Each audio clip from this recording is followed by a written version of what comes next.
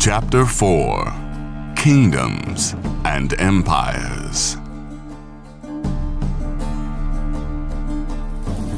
The truth of our times is that there's not a piece of land in our world that is not claimed as property by someone, no matter if it's fertile lands or a hermit's cottage deep within some nameless swamp. You can be sure that there's a carnivore out there somewhere digging their jewel-adorned claws into it. The predators may wear crowns and bear titles by the dozen, but they cannot hide their true colors. Not that they care to. The coalitions formed to fight against the Nilfgaardian Empire in recent history may have turned the kingdoms into a single pack, but the moment the empire was thrown back, the predators started to turn on each other. Such is the fate of this pit of vipers we call the North. Am I exaggerating? Suffice it to say that after the northern kingdoms defeated the empire at Sodden in 1263, it didn't take long for them to resume their bickering. Redania, with its vast farmlands but underdeveloped industry, could not fight against the influx of cheap goods from the empire in the south. The king of Redania, Vizimir, reacted by instituting staple rights in cities it controlled and influenced. King Foltest of Temeria returned the favor by severely undercutting Redanian merchants. This resulted in Redania establishing prohibitive importation tariffs to protect their economy from collapsing under the economic might of the empire. As for the kingdoms of Edun and Kedwin, to understand their quarrel, you need look no further than the fertile Pontar Valley. This stretch of land has been the source of food and wealth for the entire region. Whoever held the valley had the keys to the north.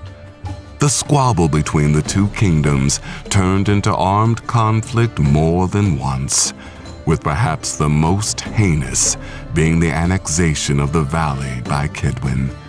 Before Kedwin turned on the empire, of course. Oh, how the nobility love a good backstabbing.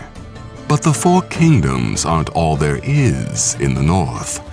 The mighty maritime mercantile kingdom of Kovir and Povis is small in terms of size, but is a veritable economic giant.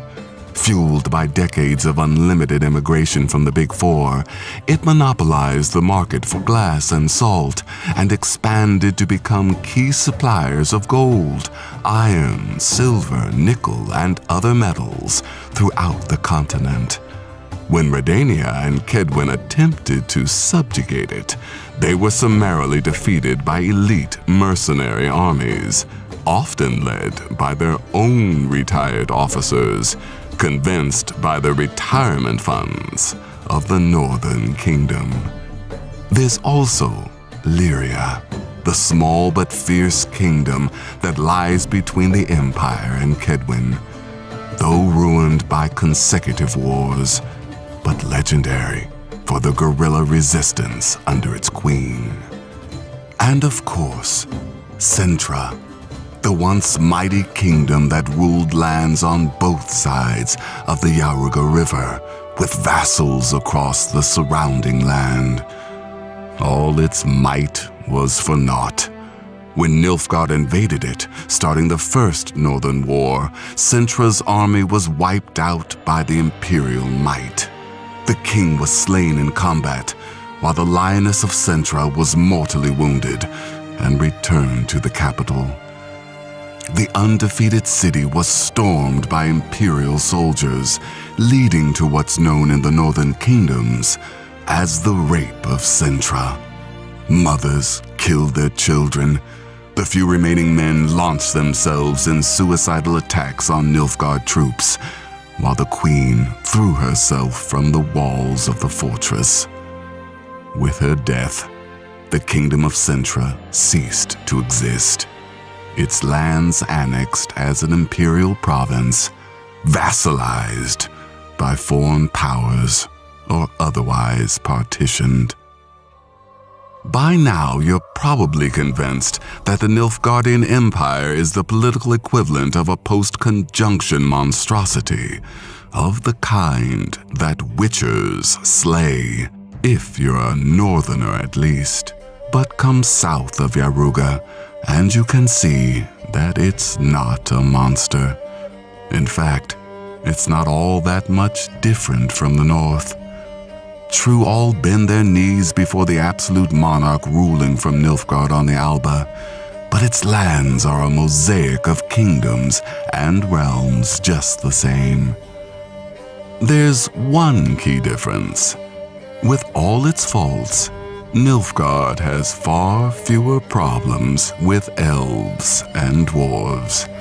In fact, the Empire fielded an entire elite regiment of elven troops. That alone should tell you volumes about the elder races and their place on the continent. But that is a story for another day.